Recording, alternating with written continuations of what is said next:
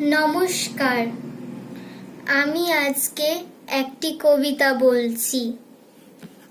নাম তুমিও বলবে।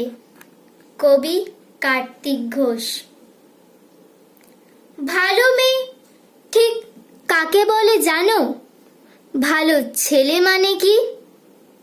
তুমিও বলবে সহজ প্রশ্ন, মাপকাঠি একটি।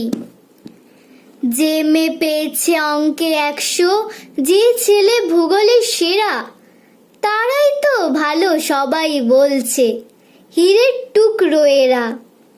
কাগজে ওদের ছবি ছাপা হয়, টিভিতে দেখায় মুখ। ওদের জন্য আমারও তো ভাই আনন্দে ভরে বুক। তবু কেন জানো তোমাকে বলছি, দেখে শুনে পাই ভয়। শুধু এত এত নম্বর পেলে কি ভালো ছেলে মেয়ে হয়?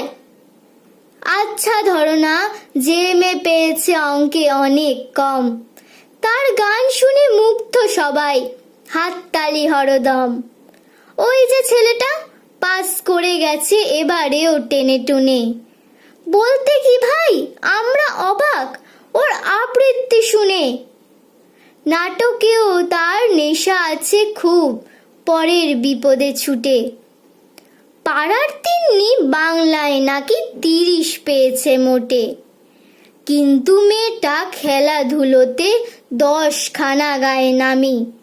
সত্যি বলো তো, তুমিও বলবে ওরা নয় কেউ দামি? চাই যে অনেক ইঞ্জিনিয়ার, চাই আরো ডাক্তার, পাশাপাশি চাই শিল্পী, খেলুড়ে, স্নেহময়ী সিস্টার। কম নম্বর পাওয়া ছেলেটাই কারিগর বলি আজ, দেশটা গড়তে তারও হাতে দেখো কত দরকারি কাজ। পরের দুঃখে কাতর যে মেয়ে মুখটি করেছে কালো, কম নম্বর পেয়েছে বলে কি বলবে না ওকে ভালো? অভাবের টানে কলেজে পড়েনি, ছোট দরমার বাড়ি, তবু ছেলেটা বাবা মাকে দেখে, ভাড়াতে চালায় গাড়ি। তাই বলছি কি, শুধু নম্বরে হয় নাকি মাপকাঠি? ভালো ছেলে মেয়ে বলতে কি ভাই, মানুষ চাইছি খাঁটি। নমস্কার।